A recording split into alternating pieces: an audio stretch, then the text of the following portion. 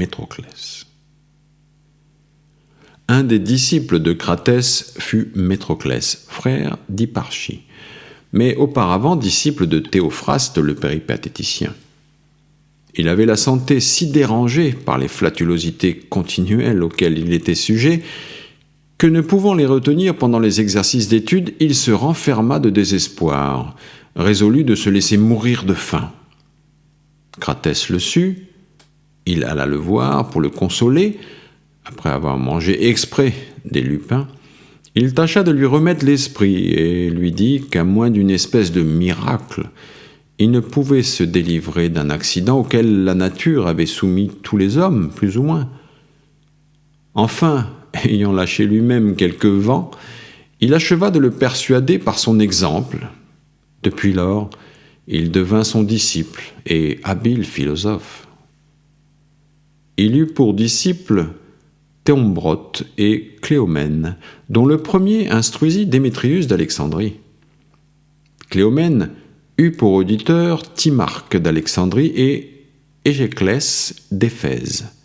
Mais celui-ci fut principalement disciple de Théombrote, qui forma Ménédème, duquel nous parlerons ci-après. Ménippe de Sinope devint aussi un illustre disciple de Théombrote.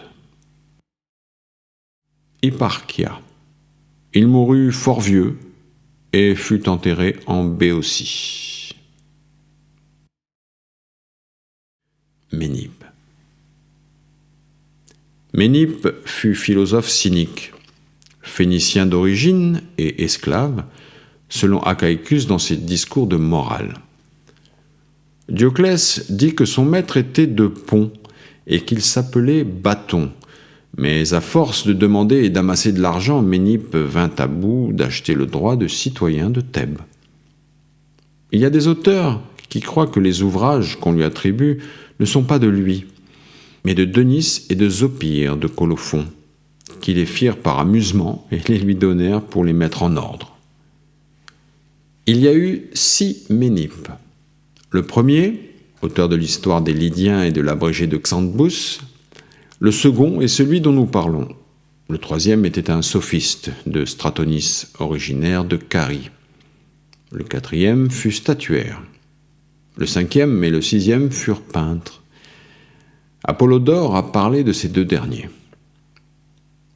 Ménippe le cynique a composé 13 volumes d'œuvres qui sont les Manes, des préceptes, des lettres amusantes, dans lesquelles il introduit les dieux, des traités sur les physiciens, les mathématiciens et les grammairiens, sur la naissance d'Épicure, l'observation du 20e jour du mois par les épicuriens, sans d'autres écrits sur des matières de ce genre.